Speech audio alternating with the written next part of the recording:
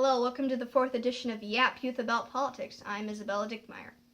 So it is really nice and warm here in Minnesota. The sun's shining, I got to go on my bike a few times, got to play with my dog all the time. And it's 30 degrees above normal. I mean, I love it when it's warm, and I got to go outside with my dog, but it's February right now. I mean, don't get me wrong, I love warm weather, but we're supposed to be in the middle of winter right now. I mean, like 20 for a high and like -4 for a low at nighttime. I love warm weather, but that's a little abnormal. I mean, it was 63 degrees on Friday. I mean, that was awesome. But it's sort of a little thing that we like to call climate change. Because recently, Danish and U.S. researchers have been monitoring satellites pointed at the Arctic. And they are surprised and alarmed at the high air temperatures that are 20 degrees above normal. So climate change means abnormally warm in some places and abnormally cold in some places, like in North Central Asia, where they're experiencing really, really cold temperatures. So climate change is caused by overproduction of carbon dioxide. So factories like coal-burning power plants and cars. So in case you didn't know, carbon dioxide is a gas that traps heat and stores it in our atmosphere. So as you've heard me say before, Trump is a climate change denier. So he believes that getting rid of the environmental regulations will help stimulate businesses.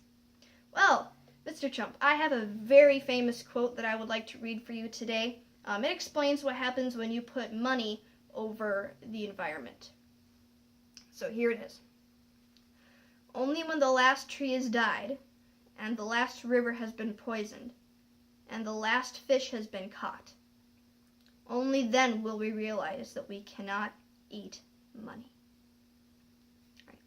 I'll say that one more time.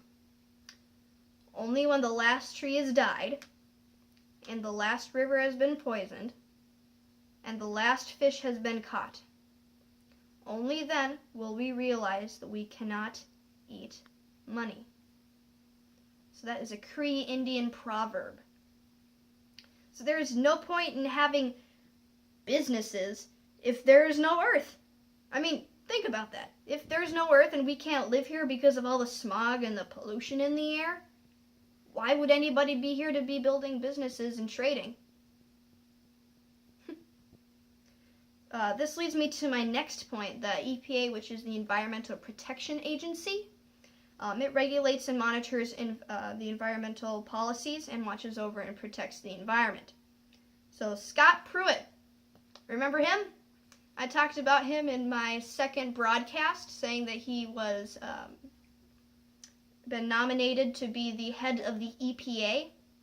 Oh, congratulations, he is now the head of the EPA, as confirmed by the Senate. So who is Scott Pruitt? He is the former Attorney General of Oklahoma. He has connections to big oil and gas companies.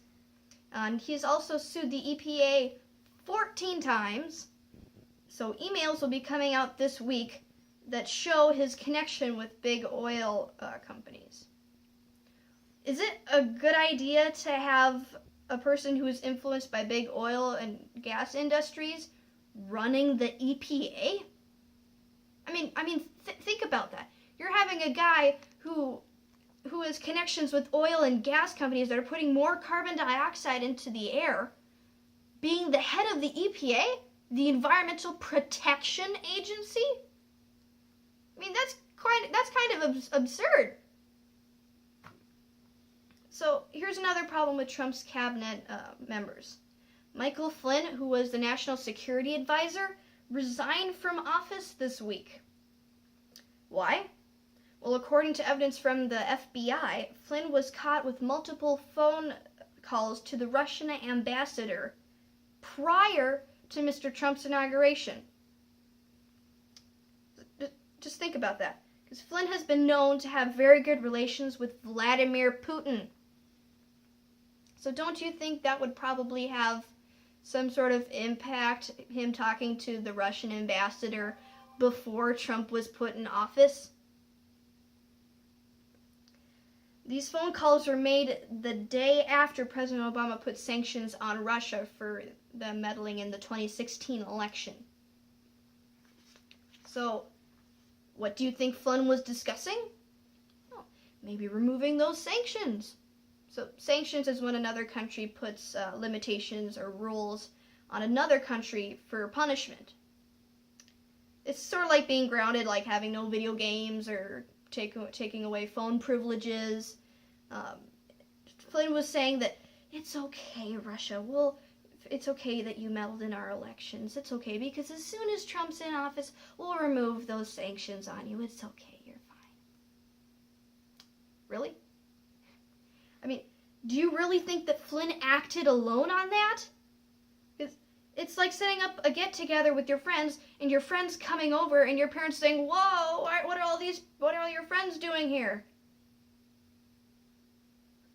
So I can't imagine that Flynn was the only one that communicated with the Russians. A strange fact is phone conversations between world leaders are actually recorded.